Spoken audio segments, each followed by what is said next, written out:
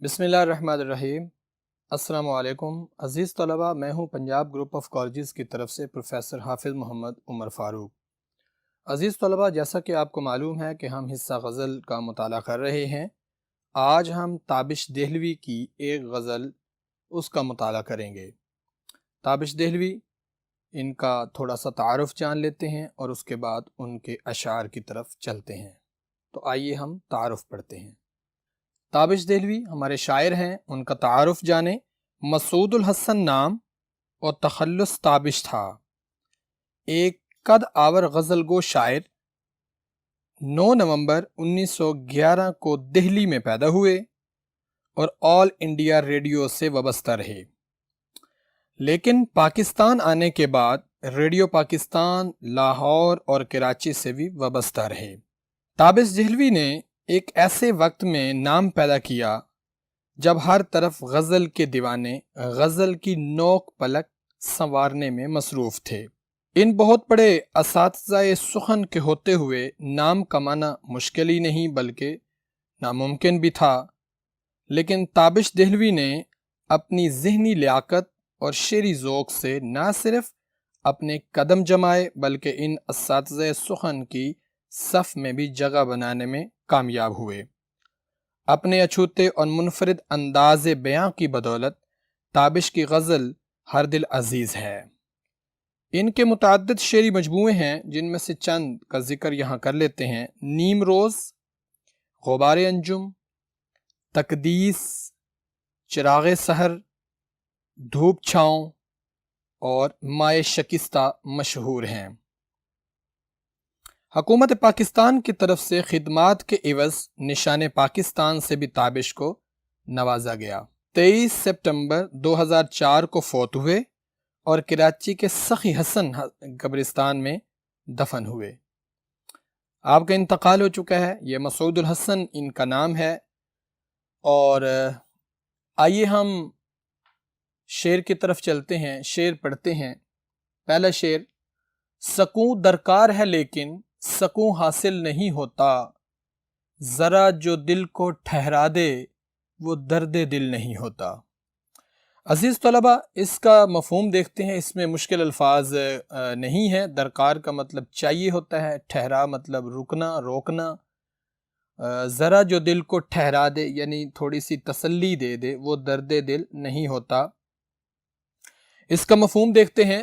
مجھے سکون چاہیے لیکن وہ مجھے نہیں ملتا، جو دل کو ٹھہرا دے اسے وہ درد دل نہیں کہا جا سکتا۔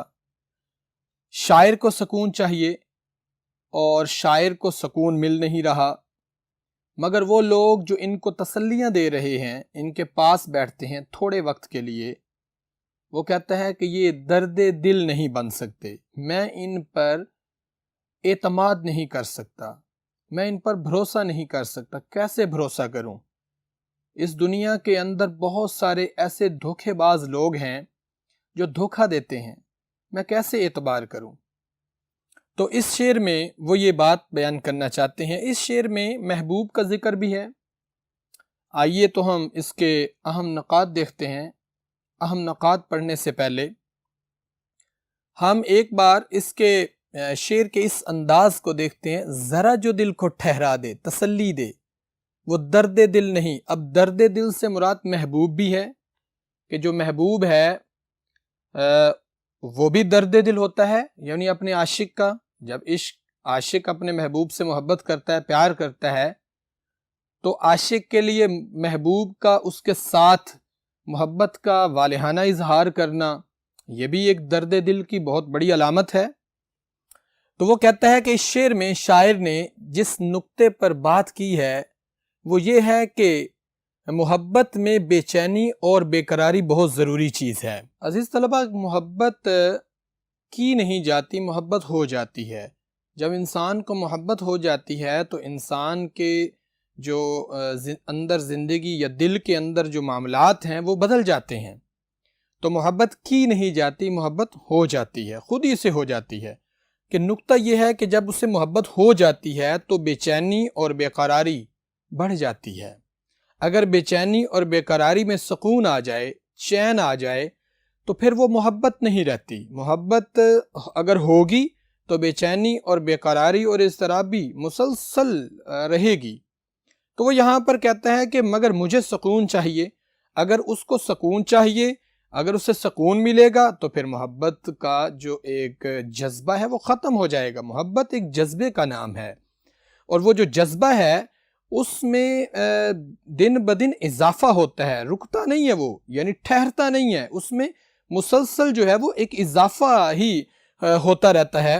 تو وہ کہتا ہے کہ اس شعر میں شاعر نے جس نقطے پر بات کی ہے وہ یہ کہ محبت میں بے چینی اور بے قراری بہت ضروری ہے. یعنی ساتھ ساتھ محبت کا جو اظہار ہے اور بے چینی اور بے قراری کا جو انداز ہے یہ چلتا رہتا ہے، یہ ختم نہیں ہوتا. ایک جذبے کا نام محبت ہے، اور محبت جو ہے وہ جو کہ جذبات جب بڑھتے رہتے ہیں اور محبت کا اظہار اور محبت کا جو ایک اقرار ہے وہ بڑھتا رہتا ہے، اور اس کے اندر جو بے رخی، بے تنائی، بے وفائی اور اس طرح کی چیزیں جب آتی ہیں، یا وصال اور ہجر و وصال آتا ہے، یا جدائی آتی ہے، تو پھر اس سے کیا ہوتا ہے کہ اس سے بے قراری اور بے چینی بڑھتی ہے، ختم نہیں ہوتی. یہ چیز ختم نہیں ہو سکتی. پھر آگے دیکھیں، عاشق کا دل مطمئن اور پرسکون ہو جائے تو سمجھ لیں کہ وہ محبت نہیں ہے.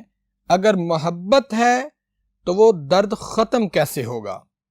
یعنی عاشق کا دل مطمئن اور پرسکون ہونا چاہتا ہے. عاشق کے دل کو اطمینان چاہیے، عاشق کے دل کو سکون چاہیے. اور عاشق کے دل کو سکون کیسے ہوگا جب کہ وہ محبت کر بیٹھا ہے، اس نے محبت کی ہے. اب محبت کے معاملات میں اس کو سکون کیسے نصیب ہو؟ اگر اس کو سکون ملے گا تو محبت نہیں ہوگی. تو وہ یہاں پر کہتا ہے کہ محبت نہیں ہے، اگر سکون چاہیے تو پھر محبت نہیں ہے. اگر محبت ہے تو درد کیسے ختم ہوگا؟ اگر درد ختم ہو جائے گا تو پھر اس کا مطلب ہے کہ محبت نہیں ہوگی. اگر محبت ہوگی تو پھر درد ضرور ہوگا. ایسے ہی ہے، درد دل کے واسطے پیدا کیا انسان کو. مگر ایسا ہی ہے کہ محبت ہے تو درد ہے، درد ختم نہیں ہوگا جب تک محبت ختم نہیں، اور محبت ختم نہیں ہو سکتی. تابش دہلوی کے اس شعر سے واضح ہوتا ہے کہ ان کے دل میں درد محبت پیدا ہو چکا ہے جو انہیں ہر وقت بے چین اور بے قرار رکھتا ہے. یعنی شاعر کو محبت ہو چکی ہے. شاعر کو جب محبت ہو گئی ہے اور محبت ہو جاتی ہے، محبت کی نہیں جاتی، تو اس کے بعد انسان بے بس ہو جاتا ہے، انسان محض مجبور ہو جاتا ہے. انسان جب مجبور ہو جاتا ہے تو وہ بے بس اور بیکار ہو جاتا ہے، لاچار ہو جاتا ہے. محبوب کی تکلیف کو سہنے کے لیے ہر وقت حاضر ہوتا ہے، وہ ہر وقت محبوب کی تکلیف کو برداشت کرنے کے لیے تیار رہتا ہے. ہر وقت محبوب کی ہر طرح کی تکلیف کو، مصیبت کو برداشت کرنے کے لیے ہر وقت وہ کھڑا رہتا ہے کہ کب کس وقت میرا محبوب مجھے تکلیف دے. اس لیے شاعر نے کیا خوب کہا تھا، اذیت مصیبت ملامت بلائیں، تیرے عشق میں ہم نے کیا کیا نہ دیکھا. ہم نے تیرے عشق میں ہر طرح کی مصیبتوں کو برداشت کیا ہے، ہر طرح کی مصیبت کو دیکھا ہے. یعنی مصیبت کو بھی، اذیت کو بھی، ملامت کو بھی. اور ایک اور بات یہاں پر بات کرتا چلوں، وہ یہ کہ جب محبت ہو جاتی ہے تو تانے تشنے لوگوں کے تانے تشنوں کے علاوہ لوگوں کی لعن طعن اور لوگوں کی مختلف طرح کی پابندیاں، باتیں، سبھی کچھ سہنا پڑتا ہے، سننا پڑتا ہے. محبوب کے ساتھ ساتھ عاشق کو بھی، اور عاشق کے ساتھ ساتھ محبوب کو بھی. عاشق کو کئی مسائل کا سامنا ہے، کسی ایک کا نہیں. عاشق اب سب سے بڑی بات، محبوب کی بے رخی کو برداشت کرتا ہے، محبوب کی بے تنائی کو برداشت کرتا ہے، محبوب کے ہر طرح کی تکلیف کو سہتا ہے. اور عاشق جو ہے وہ لوگوں کی باتیں بھی سنتا ہے، آس پاس گرد و نواح کے لوگوں، یعنی ان لوگوں کی باتیں بھی وہ برداشت کرتا ہے.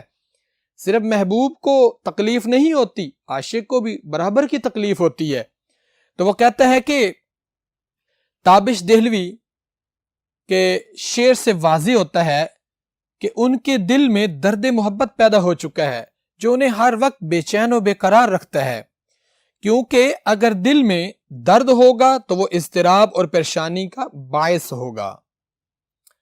اگر درد دل میں ہے، اگر دل میں ایک درد ہے تو وہ ضرور پریشانی اور اضطرابی اور بے چینی کا اور بے قراری کا باعث ہوگا. اگر درد نہیں ہے، درد ختم ہو چکا ہے، تو پھر محبت بھی نہیں ہے۔ اب شاعر کو سکون چاہیے، وہ سکون کی تلاش میں ہے، لیکن سکون مل نہیں سکتا۔ کیوں نہیں مل سکتا؟ اس لیے کہ سکون محبت کے بغیر ہے۔ محبت کے بغیر سکون کیسے ملے؟ محبت کے بغیر سکون نہیں ہے، بےتابیاں ہیں، پریشانیاں ہیں اور لاچارگیاں ہیں، اس طرح کے معاملات ہیں۔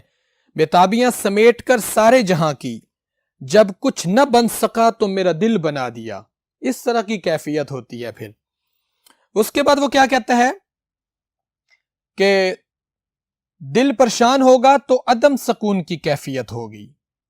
اب شاعر کو سکون چاہیے، وہ سکون کی تلاش میں ہے، یعنی اسے سکون چاہیے اور سکون کی وہ تلاش میں ہے اور سکون اسے حاصل نہیں ہو رہا، لیکن سکون مل نہیں سکتا۔ دل کے سکون کی رکاوٹ اس کا محبوب، اس کی محبت ہے۔ دل کے سکون کی جو رکاوٹ ہے وہ اس کا محبوب ہے۔ اس کے دل کے اندر جو سب سے بڑی رکاوٹ ہے محبوب کی محبت ہے۔ وہ محبت ایک جذبہ ہے، وہ جب جذبہ جوش میں آئے گا، بڑھے گا، جوبن پر آئے گا، اس کا درد بڑھتا چلا جائے گا، وہ درد ختم ہو نہیں سکتا۔ درد ختم تو محبت ختم ہو جائے گی، اگر درد ختم ہوگا تو پھر محبت بھی ختم ہو جائے گی۔ آئیے تو اس کے حوالہ جات دیکھتے ہیں۔ بےتابیاں سمیٹ کر سارے جہاں کی، جب کچھ نہ بن سکا تو میرا دل بنا دیا۔ بےتابیاں سمیٹ کر سارے جہاں کی، جب کچھ نہ بن سکا تو میرا دل بنا دیا۔ عاشقی صبر طلب اور تمنا بےتاب، دل کا کیا رنگ کروں خون جگر ہونے تک۔ عاشقی صبر طلب اور تمنا بےتاب، دل کا کیا رنگ کروں خون جگر ہونے تک۔ بہت کام لینے ہیں درد جگر سے، بہت کام لینے ہیں درد جگر سے، کہیں زندگی کو قرار آ نہ جائے، کہیں زندگی کو قرار آ نہ جائے۔ حوالہ جاتی اشعار جن کا ہم نے مطالعہ کیا۔ تابش دہلوی کا پہلا شعر، سکون درکار ہے لیکن سکون حاصل نہیں ہوتا، ذرا جو دل کو ٹھہرا دے وہ درد دل نہیں ہوتا، اس کا ہم مطالعہ کر چکے ہیں۔ تو آئیے اس غزل کا دوسرا شعر پڑھنے کے لیے اگلے بورڈ کی طرف چلتے ہیں۔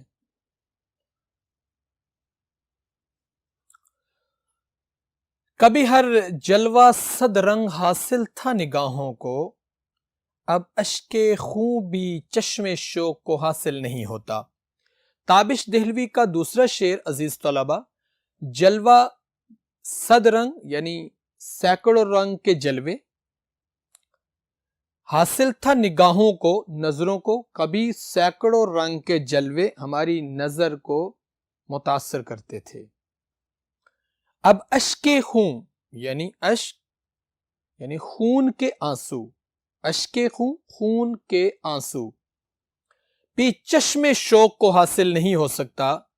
کہتا ہے کہ ایک وقت تھا کہ جب میری آنکھوں کو مختلف یعنی سینکڑوں قسم کے اور مختلف طرح کے نظارے محبوب کے دیکھنے کو ملتے تھے، پر جب میرا محبوب مجھ سے الگ ہوا، جدا ہوا، تو وہ سینکڑوں جلوے جو تھے جو نگاہوں کو متاثر کرتے تھے وہ ختم ہو گئے۔ میں روتا رہا محبوب کی جدائی میں، ہجر و وصال میں، روتے روتے میرے آنسو خشک ہو گئے، اور پھر خون کے آنسو کی باری آئی تو خون کے آنسو بھی خشک ہو گئے۔ تو یہاں پر وہ شعر میں اس طرح کی بات بیان کرتا ہے، تو آئیے اس کا مفہوم دیکھتے ہیں۔ ایک وقت تھا کہ میری نگاہوں کو محبوب کے طرح طرح کے جلوے دیکھنے کو مواقع میسر تھے، لیکن اب یہ حالت ہے کہ میری محبت بھری نظروں کو خون کے آنسو بھی میسر نہیں ہیں، یعنی اب وہ خون کے آنسو بھی میسر نہیں آ رہے۔ میری آنکھوں میں آنسو تو کیا دور، خون کے آنسو بھی خشک ہو چکے ہیں۔ عزیز طلبہ ایک بات یاد رکھیں، جب انسان روتا ہے پانی آنکھوں سے نکلتا ہے، آنسو بہتے ہیں، جب انسان بہت زیادہ رو لیتا ہے، یعنی شدت ہوتی ہے رونے کی، تو پھر وہ آنسو خشک ہو جاتے ہیں اور آنکھوں میں لالی سی آ جاتی ہے، جس کو کہا جاتا ہے خون کے آنسو رونا۔ اب محبوب کو اس طرح کی صورتحال درپیش ہے، جس کی وجہ سے وہ یہاں پر کہتا ہے کہ میں نے جب پیار کیا اپنے محبوب سے، میں نے محبوب سے محبت کا ایک والہانہ اظہار کیا، میں نے محبوب سے محبت کا ایک اٹوٹ اظہار کیا، تو بہت ساری تکلیفیں، پریشانیاں، مصیبتیں، ہر طرح کے معاملات مجھے برداشت کرنے پڑے۔ جب وہ برداشت کرنے پڑے تو یہاں پر وہ کہتا ہے پھر ایک ہجر و وصال کا وقت بھی آیا، جو کہ ہر عاشق کو یا محبوب کو ان مراحل سے گزرنا پڑتا ہے۔ یہ وہ عاشقی اور محبت کے مرحلے ہیں، ان مرحلوں سے گزرنا پڑتا ہے کہ کبھی محبوب خوش ہوتا ہے، عاشق بھی خوش ہو جاتا ہے، کیونکہ ملاقاتوں کا سلسلہ جاری رہتا ہے، اور کبھی وہ ملاقاتوں کا سلسلہ تھم جاتا ہے، حالات بگڑ جاتے ہیں۔ عاشق کو مختلف مرحلوں کا سامنا کرنا پڑتا ہے، اور وہ جو مرحلے ہیں وہ مرحلے مختلف طرح سے آتے ہیں۔ ان مرحلوں میں سے یہ ہے کہ محبت ایک خود مرحلہ ہے، اور ملاقاتوں کا سلسلہ بھی محبوب کے ساتھ جاری رہتا ہے۔ جب ملاقاتوں کا سلسلہ محبوب کے ساتھ جاری رہتا ہے، پھر ان ملاقاتوں کے ساتھ ساتھ جدائی بھی آتی ہے، ہجر و وصال بھی ہوتا ہے، اور وہ جدائی اور ہجر و وصال کے دنوں میں کیا صورتحال ہوتی ہے کہ وہ معاملات یعنی بالکل ہی بگڑ جاتے ہیں، الگ ہو جاتے ہیں، اور پھر اداسی، پریشانی، بدحالی اور اس طرح کے معاملات عشق میں درپیش ہوتے ہیں۔ اس کا مفہوم دیکھتے ہیں۔ ایک وقت تھا کہ میری نگاہوں کو محبوب کے طرح طرح کے جلوے دیکھنے کو مواقع میسر تھے، لیکن اب یہاں یہ حالت ہے کہ میری محبت بھری نگاہوں کو خون کے آنسو بھی میسر نہیں ہیں۔ اس کے ہم نقاط دیکھتے ہیں۔ کبھی کبھی نظروں کو دل فریب جلوے شاد کا کام کیا کرتے تھے، یعنی کبھی کبھی میری نظروں کو محبوب کے ایسے جلوے دیکھنے کو ملتے تھے۔ شاعر نے شعر میں یہ بات کی، سینکڑوں قسم کے جلوے، یعنی سینکڑوں قسم کے جلوے، مختلف طرح کے جلوے اس کو دیکھنے کو ملتے تھے۔ یہ تب کی بات ہے جب وہ پیار کرتا تھا اپنے محبوب سے۔ پیار تو وہ اب بھی کرتا ہے، مگر اس وقت جدائی نہیں ہوئی تھی، اس وقت حالات تھوڑے سے مختلف تھے۔ محبت کی خوبصورت راہوں کے وہ مرحلے تھے۔ یہ جو راستے ہیں، یہ آخر یعنی ان راستوں پر چلتے چلتے ایک اٹوٹ راستے، یعنی ٹوٹے پھوٹے راستے بھی آ جاتے ہیں، جس میں انسان جو ہے وہ ایک دوسرے سے جدا ہو جاتا ہے۔ اس کی یہ بات یہاں پر کرنا چاہتے ہیں۔ وہ کہتے ہیں یہ تو بات جلوہ صد رنگ کی ہے کہ کبھی کبھی نگاہوں کے لیے جنت تھا، یعنی وہ اپنے محبوب کے لیے ان جلووں کو جنت سے تشبیہ دیتے ہیں۔ کبھی کبھی یہ جو جلوے تھے یہ جنت کی خوبصورت نظاروں کی طرح تھے، کہ میں اپنے محبوب، جس طرح جنت خوبصورت ہے، باغات ہیں اس کے اندر، اسی طرح وہ کہتا ہے کہ وہ آنکھوں کو خیرہ کرتے ہیں، خوبصورت لگتی ہیں آنکھوں کو، تو کہتا ہے کہ وہ نظارے، اسی طرح کے نظارے میرے محبوب کے بھی تھے جو میری آنکھوں کو خیرہ کرتے تھے، اچھے لگتے تھے۔ تو وہ کہتا ہے کہ جلوہ صد رنگ نگاہوں سے اوجھل ہو جاتا ہے، یعنی جب وہ جو جلوہ ہے وہ الگ ہو جاتا ہے، جب وہ اوجھل ہو جاتا ہے، دور ہو جاتا ہے، نگاہوں سے ہٹ جاتا ہے، شاعر کہتا ہے، تو پھر محبوب کی تڑپ، محبوب کی یاد تڑپ آتی ہے، پھر حالات مشکل ہو جاتے ہیں۔ شاعر نے کہا تھا نا، تم میرے پاس ہوتے ہو گویا جب کوئی دوسرا نہیں ہوتا۔ یہ پھر تصورات کی دنیا آ جاتی ہے، خیالات کی دنیا میں آ جاتا ہے، حقیقت میں وہ سامنے نہیں رہتا۔ رو رو کر اس نے اپنی آنسوؤں کو ختم کر لیا ہے، آنکھوں کو خشک کر لیا ہے، اب اس کے خون کے آنسو بہہ رہی ہیں۔ عاشق کے رونے کی کیفیت بڑھ جاتی ہے ملاقات کے مرحلے پر باعث، یعنی یہ جو ملاقات کے مرحلے پر بحث کریں گے، اس میں نے آپ کو پہلے یہ بتا چکا ہوں، یہ بات ہم نے پہلے کر لی ہے کہ جب ملاقاتیں ہوتی ہیں تو اس وقت ایک بہت خوبصورت سلسلہ عاشق اور محبوب کے درمیان چل رہا ہوتا ہے، اس میں کسی قسم کا مسئلہ نہیں ہوتا۔ مگر وقت کے ساتھ ساتھ جب دونوں میں جدائی آتی ہے، دونوں میں معاملات غلط ہوتے ہیں، کہ یہ عاشق کی طرف سے نہیں بلکہ محبوب کی طرف سے زیادہ بے اعتنائی اور بے وفائی کا سامنا عاشق کو کرنا پڑتا ہے، کیونکہ جب اس کو اس بات کا اندازہ ہو جاتا ہے کہ عاشق مجھ سے پیار کرتا ہے، محبت کرتا ہے، مجھے دل و جان سے چاہتا ہے، میرے لیے جان نچھاور کرتا ہے، میرے لیے ہر طرح کا وہ قدم اٹھانے کے لیے تیار ہو جاتا ہے، تو اس وقت محبوب بے تنائی پر آ جاتا ہے، محبوب بے وفائی پر آ جاتا ہے، محبوب تکلیفیں دینے پر آ جاتا ہے، پھر وہ عاشق کو تڑپاتا ہے، رلاتا ہے، عاشق کی نیندیں حرام کر دیتا ہے۔ اس طرح کے معاملات، پھر وہ محبوب یعنی اپنی حقیقت سے باہر ہو جاتا ہے۔ ملاقات عاشق کے لیے عید کا دن ہوتا ہے، اس طرح کی خوشی۔ شاعر کہتا ہے عشرت پارائے دل زخم تمنا کھانا، یعنی شاعر اس طرح کے الفاظ بھی استعمال کرتا ہے۔